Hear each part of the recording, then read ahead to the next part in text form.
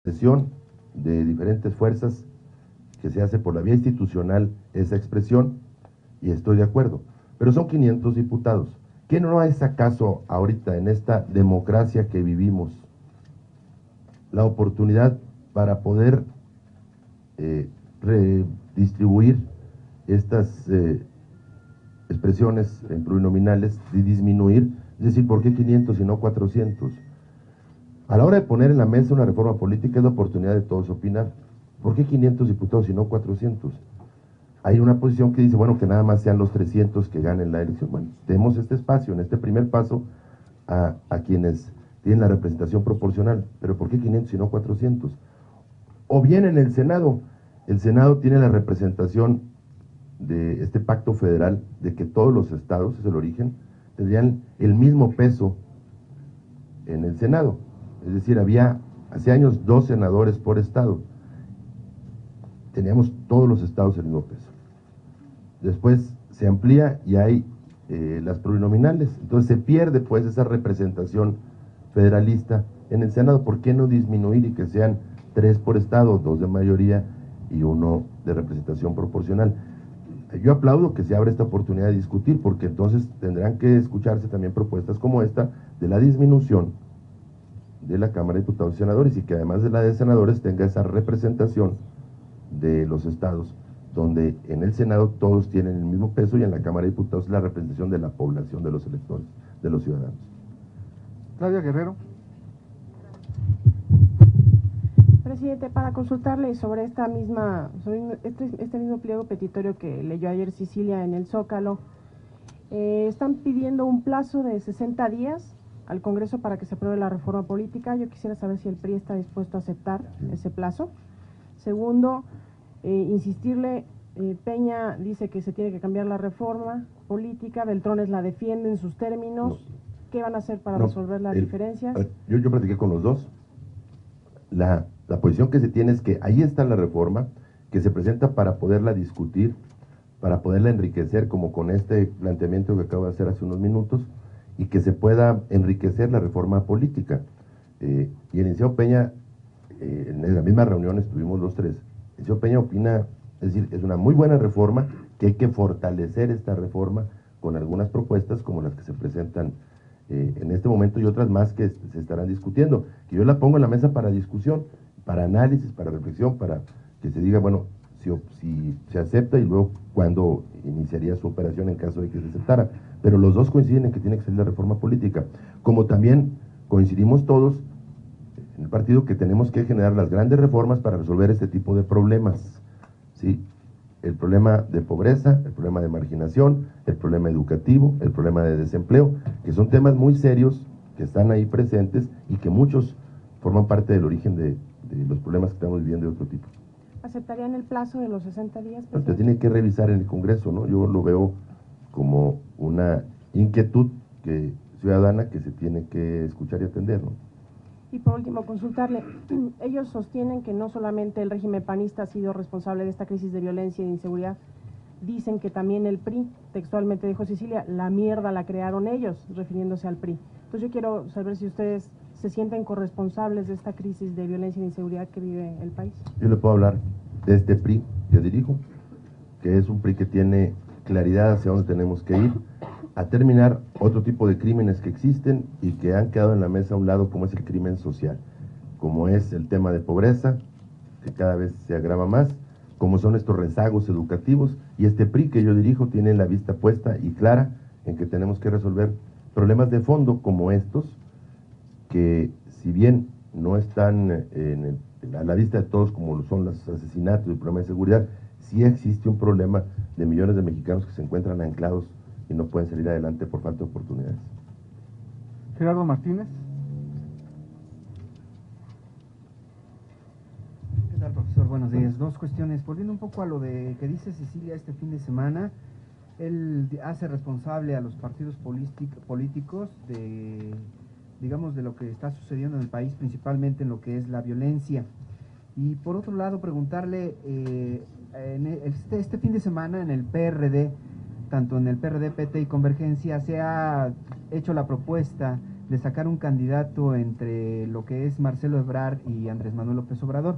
Yo quisiera saber su opinión acerca de esto, cómo lo ven desde el PRI, este método de selección para rumbo al 2012. Bueno, en la expresión del señor Sicilia, primero merece todo el respeto nuestro y abre la oportunidad, insisto, si así lo vemos, de poder llegar a un gran acuerdo, todas las fuerzas políticas, hacerlo con el presidente de la República, dejar a un lado las riñas políticas, ver un tema que es tan serio y buscar rápidamente el ponernos de acuerdo para llegar a una solución.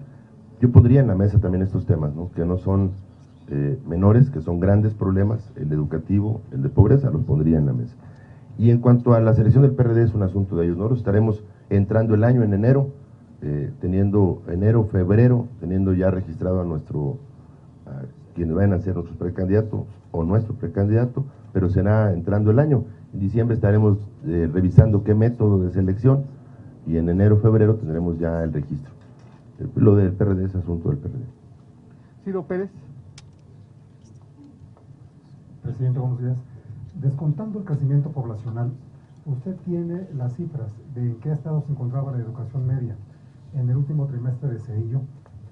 Y bueno, me interesa saber por qué la reticencia de ver un poco para atrás. ¿No? Finalmente son apenas 10 años, no es mucho el tiempo, una miradita para atrás para ver cómo estaba la situación con el PRI en educación, en cuestiones de seguridad. Y finalmente, el PRI estaría por aprobar, no por discutir, porque eso ya se ha discutido, perdón, por aprobar una figura como la de revocación de mandato. Usted ha hablado continuamente de la rendición de cuentas, de que, bueno, que hay que ser eficientes, en fin. ¿El PRI estaría por discutirla nada más o por aprobarla? Por supuesto que vemos el avance que ha habido histórico. Se puede decir, cuando toman los gobiernos priistas el problema del alfabetismo, pues era 80% de analfabetas, ¿no? Y se logró todo esa, en la historia de gobiernos priistas se logró con la infraestructura educativa y los avances educativos que están presentes.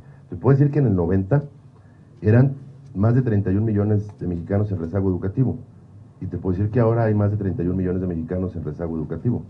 Es decir, que proporcionalmente es menos por la población, bueno, pero hay 31 millones de mexicanos en rezago educativo, para hablar de cifras así concretas. En 1990, dato del INEGI, en 1990 eran 31 millones de infracción, y ahora son 31 millones 900 mil, un poquito más ahora, aunque proporcionalmente es inferior. Ha habido avances importantes en la disminución del rezago educativo. No decimos, Ciro, que no se esté disminuyendo el rezago educativo, decimos que hay un problema ahí que tiene una solución rápida. Si disminuimos nosotros el gasto corriente que se ha incrementado. Entonces, si se han logrado avanzar en la disminución del rezago educativo, sí, claro, hay una gran fuerza de los estados que organizados y trabajando han logrado disminuirlo, como también han ampliado la cobertura. Cuando se dice que se han abierto cientos de preparatorias, se omite decir que se ha hecho con los estados, ¿verdad? No son preparatorias federales, se han hecho de manera mixta. Originalmente eran así, pero después se modificó para involucrar presupuestalmente a los estados. Y nosotros estamos de acuerdo en poder revisar la reforma y llegar no solamente a revisarla, sino a acordarla con la revocación y con muchas cosas más que tienen que considerarse, como ese tema de la disminución, ¿no? Que yo quisiera también que fuera escuchado, ¿no? Porque forma parte de una serie de expresiones ciudadanas que nos han hecho llegar esa inquietud a nosotros. Manuel Velázquez. Presidente, buenos días. Yo le quiero preguntar también, ayer el señor Sicilia les pide a los partidos políticos que se transformen o hagan algunos cambios, porque pues si no las consecuencias van a darse en los próximos comicios del 2012, podría haber hasta una rebelión, él llama así. Y ayer el gobernador del Estado de México, Enrique Peña Nieto, llama a todos ya que calmen su efervescencia para los comicios del 2012.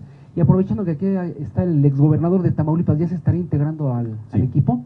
A ver, coincido con el señor Peña, es detener la marcha, sentarnos, que es lo que he estado comentando ahorita, sentarnos con el señor presidente, llegar a un gran acuerdo los partidos políticos, atender este gran llamado de atención que se hace y asumir que es necesario poner en la mesa para su solución los grandes problemas del país, que uno de ellos es el tema de seguridad, otros más el tema de pobreza y educativo, pero el tema de seguridad, que es el que de manera urgente se pone en la mesa.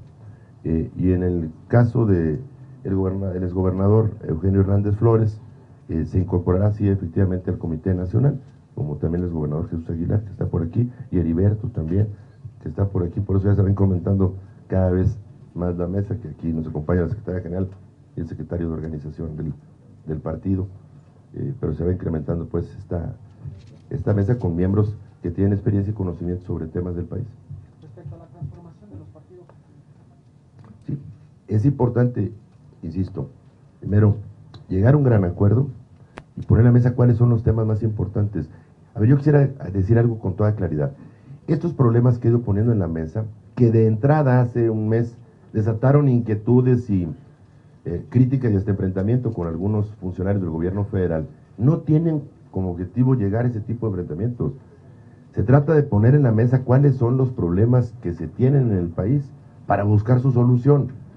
Después de esto, en una segunda etapa dijeron, bueno, pero presentan problemas y no soluciones. Bueno, ya estamos presentando las soluciones, pero concretas además, ¿no? Es decir, cuánto necesitamos y de dónde lo tomamos el recurso. Tienen ese objetivo, el poder poner primero, lo dijo el presidente, primero la patria y luego los partidos. Bueno, atendamos esa invitación que hace el presidente y en función de eso ponemos primero los problemas que tiene el país para atenderlos juntos, sin riñas, sin problemas.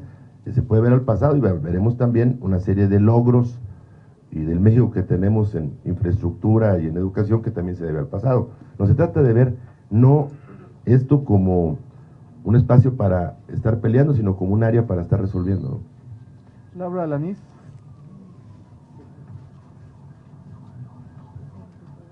Hola señor, buenos días. Tengo dos preguntas para usted. La primera es, ¿qué responde usted a la frase de Javier Sicilia, no aceptaremos más una elección si antes los partidos políticos no limpian sus filas? ¿El PRI va a limpiar sus filas en dado caso?